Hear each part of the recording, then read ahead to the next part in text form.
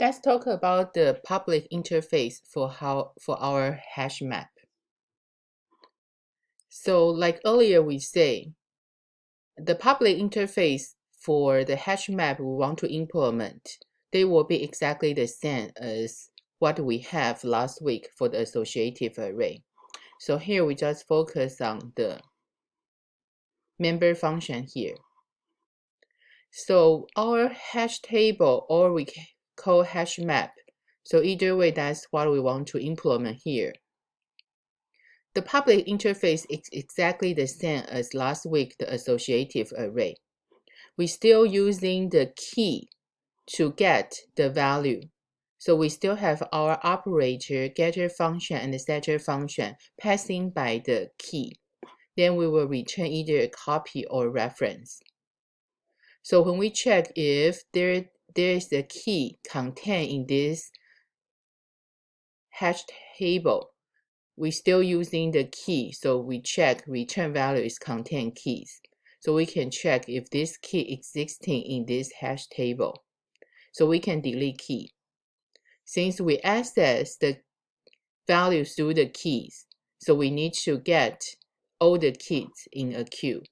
So we can have the size, we can clear our hash table. So they are exactly the same.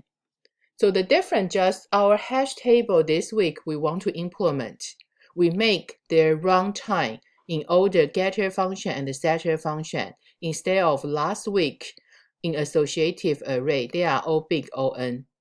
But this week, all the getter function and setter function, they will become runtime 1. The reason is we have the HashCode function.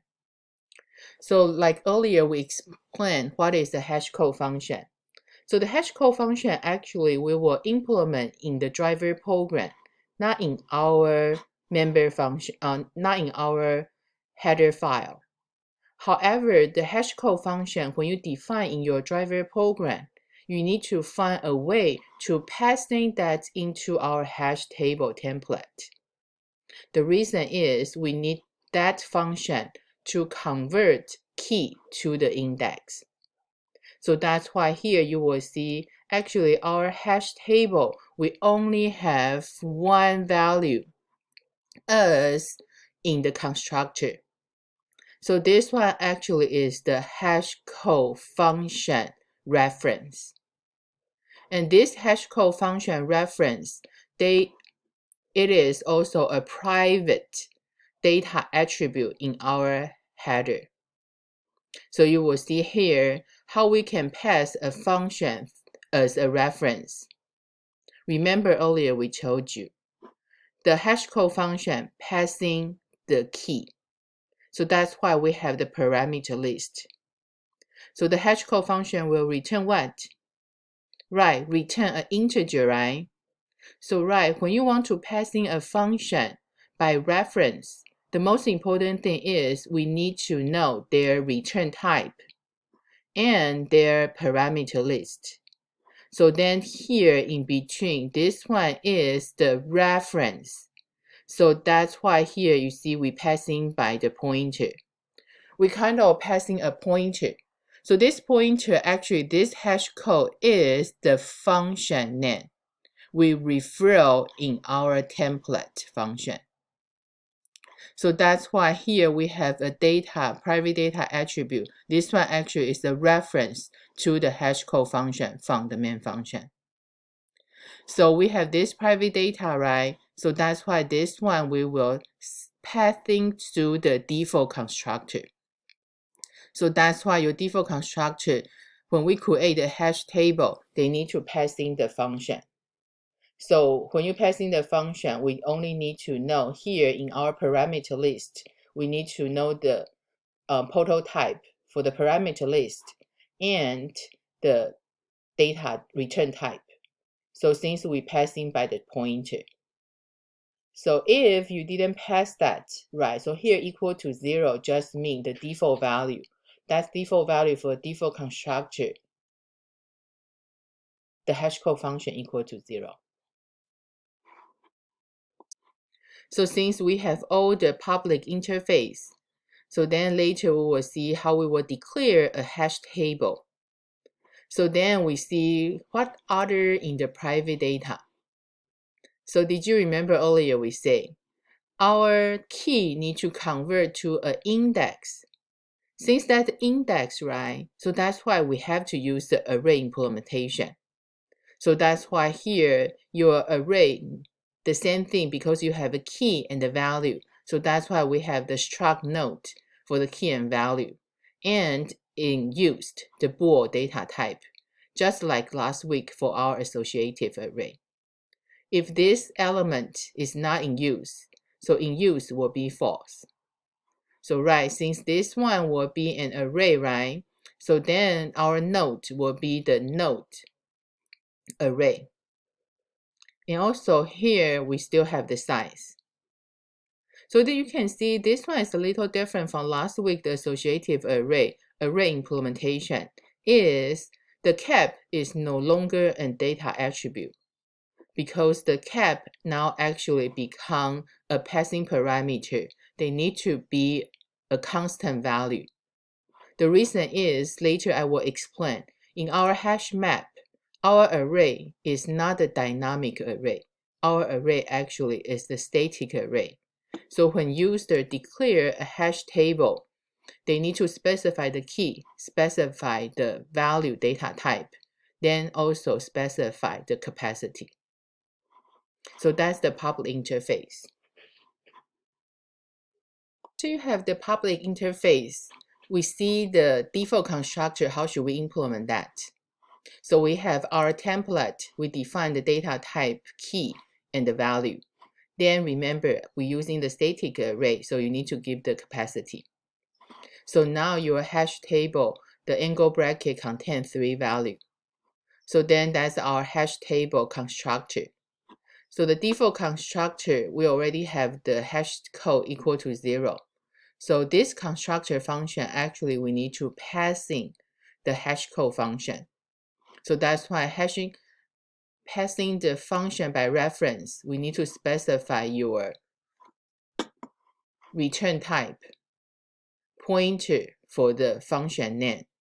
So inside the template function, the function name is HashCode. So then the parameter list. So what should we initialize in the default constructor? Right, the first thing, size equal to 0. Then the second thing, actually, right, did you remember earlier our hash code is a private data. So that's why this hash code actually is in the constructor. When user declare a hash table, they pass in the function name. So that's why we need to assign this function name to our this hash code. Did you remember this one? Yeah, so this hash code is this one. Is the private data attribute in the hash table. So then this hash code actually is when we call the constructor, we pass in the function name.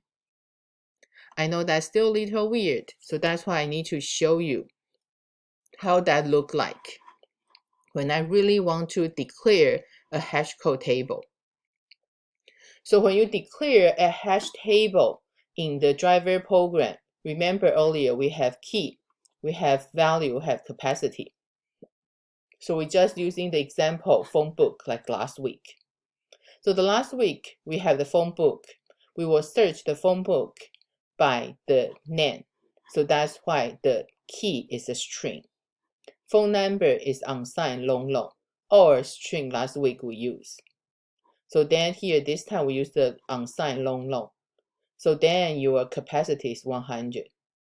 So then your hash table called phone book. So then actually this hash code is in the driver program. So in the driver program, you have your hash code function declared. So this hash code function look like this one.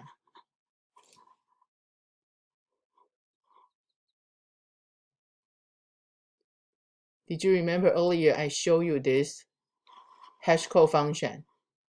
Right, so actually this hash code function is the same thing. We convert the string become integer, right? So this one actually is the one we used here.